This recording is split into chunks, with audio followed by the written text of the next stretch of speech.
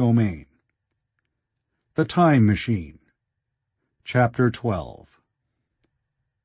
So, I came back. For a long time I must have been insensible upon the machine. The blinking succession of the days and nights was resumed. The sun got golden again, the sky blue. I breathed with greater freedom. The fluctuating contours of the land ebbed and flowed. The hand spun backward upon the dials. At last I saw again the dim shadows of houses, the evidences of decadent humanity. These too changed and passed, and others came. Presently, when the million dial was at zero, I slackened speed. I began to recognize our own petty and familiar architecture. The thousand's hand ran back to the starting point. The day and night flapped slower and slower. Then the old walls of the laboratory came round me. Very gently now I slowed the mechanism down. I saw one little thing that seemed odd to me. I think I have told you that when I set out, before my velocity became very high, Mrs. Watchett had walked across the room, travelling, as it seemed to me, like a rocket. As I returned, I passed again across that minute when she traversed the laboratory. But now her every motion appeared to be the exact inversion of her previous ones. The door at the lower end opened, and she glided quietly up the laboratory, back foremost, and disappeared behind the door by which she had previously entered. Just before that I seemed to see Hillier for a moment, but he passed like a flash. Then I stopped the machine and saw about me again the old familiar laboratory, my tools, my appliances, just as I had left them. I got off the thing, very shaky, and sat down upon my bench. For several minutes I trembled violently. Then I became calmer. Around me was my old workshop again, exactly as it had been. I might have slept there, and the whole thing had been a dream. And yet, not exactly. The thing had started from the southeast corner of the laboratory. It had come to rest again in the northwest, against the wall where you saw it. That gives you the exact distance from my little lawn to the pedestal of the White Sphinx, into which the Morlocks had carried my machine. For a time my brain went stagnant. Presently I got up and came through the passage here, limping because my heel was still painful, and feeling sorely begrimed. I saw the Pall Mall Gazette on the table by the door.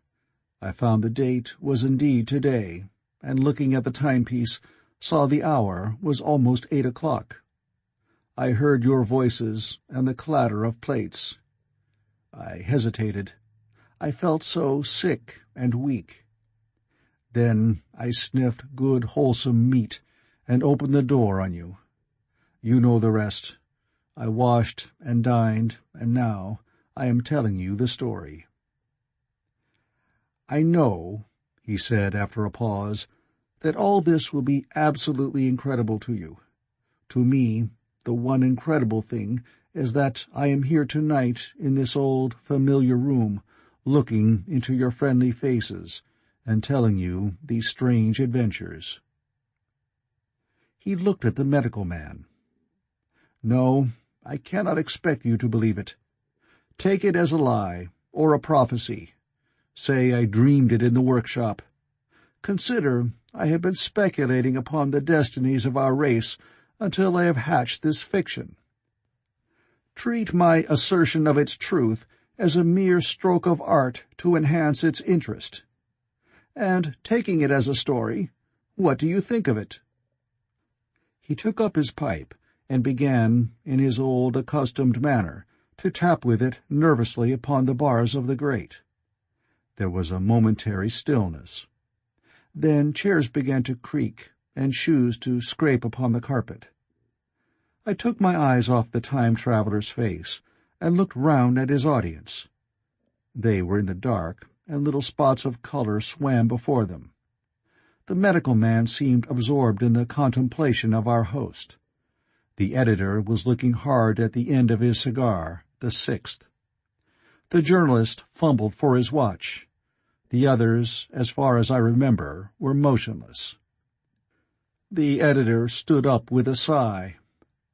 "What a pity it is you're not a writer of stories," he said, putting his hand on the time-traveler's shoulder. "You don't believe it?"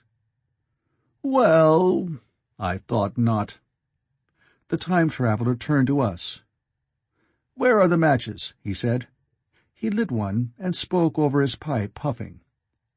"To tell you the truth, I hardly believe it myself. And yet—" His eye fell with a mute inquiry upon the withered white flowers upon the little table.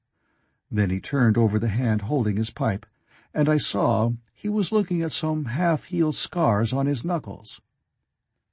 The medical man rose, came to the lamp, and examined the flowers. "The gynaeceum's odd," he said. The psychologist leaned forward to see, holding out his hand for a specimen. "I'm hanged if it isn't 1:45, said the journalist. "How shall we get home?" "Plenty of cabs at the station," said the psychologist. "It's a curious thing," said the medical man, "but I certainly don't know the natural order of these flowers. May I have them?" The time-traveler hesitated. Then suddenly, "Certainly not." "Where did you really get them?" said the medical man. The time-traveler put his hand to his head. He spoke like one who was trying to keep hold of an idea that eluded him. "They were put into my pocket by Weena when I traveled into time." He stared around the room. "I'm damned if it isn't all going. This room, and you, and the atmosphere of every day is too much for my memory. Did I ever make a time machine, or a model of a time machine? Or is it all only a dream? They say life is a dream, a precious poor dream at times, but I can't stand another that won't fit. It's madness. And where did the dream come from? I must look at that machine, if there is one." He caught up the lamp swiftly and carried it, flaring red, through the door into the corridor. We followed him. There in the flickering light of the lamp was the machine sure enough, squat, ugly, and askew. A thing of brass, ebony, ivory, and translucent glimmering quartz. Solid to the touch, for I put out my hand and felt the rail of it, and with brown spots and smears upon the ivory, and bits of grass and moss upon the lower parts, and one rail bent awry. The time-traveler put the lamp down on the bench and ran his hand along the damaged rail. "It's all right now," he said. "The story I told you was true. I'm sorry to have brought you out here in the cold." He took up the lamp, and in an absolute silence we returned to the smoking room. He came into the hall with us and helped the editor on with his coat. The medical man looked into his face, and with a certain hesitation told him he was suffering from overwork, at which he laughed hugely. I remember him standing in the open doorway, bawling good night. I shared a cab with the editor. He thought the tale a gaudy lie. For my own part, I was unable to come to a conclusion. The story was so fantastic and incredible, the telling so credible and sober. I lay awake most of the night thinking about it. I determined to go next day and see the time-traveler again. I was told he was in the laboratory, and being on easy terms in the house, I went up to him. The laboratory, however, was empty. I stared for a minute at the time machine, and put out my hand and touched the lever. At that, the squat, substantial-looking mass swayed like a bough shaken by the wind. Its instability startled me extremely, and I had a queer reminiscence of the childish days when I used to be forbidden to meddle. I came back through the corridor. The time traveler met me in the smoking room. He was coming from the house. He had a small camera under one arm and a knapsack under the other. He laughed when he saw me and gave me an elbow to shake. "I'm frightfully busy," said he, "with that thing in there." "But is it not some hoax?" I said. "Do you really travel through time?" "Really and truly I do." And he looked frankly into my eyes. He hesitated. His eye wandered about the room. "I only want half an hour," he said. "I know why you came, and it's awfully good of you. There's some magazines here. If you'll stop to lunch, I'll prove you this time-traveling up to the hilt, specimen and all. If you'll forgive my leaving you now." I consented, hardly comprehending then the full import of his words, and he nodded and went on down the corridor. I heard the door of the laboratory slam, seated myself in a chair, and took up a daily paper. What was he going to do before lunchtime? Then suddenly I was reminded by an advertisement that I had promised to meet Richardson, the publisher, at 2. I looked at my watch and saw that I could barely save that engagement. I got up and went down the passage to tell the time traveler. As I took hold of the handle of the door, I heard an exclamation, oddly truncated at the end, and a click and a thud.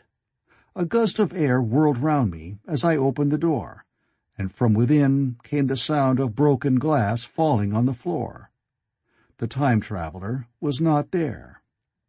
I seemed to see a ghostly, indistinct figure sitting in a whirling mass of black and brass for a moment, a figure so transparent that the bench behind with its sheets of drawings was absolutely distinct. But this phantasm vanished as I rubbed my eyes. The time machine had gone. Save for a subsiding stir of dust, the further end of the laboratory was empty. A pane of the skylight had, apparently, just been blown in.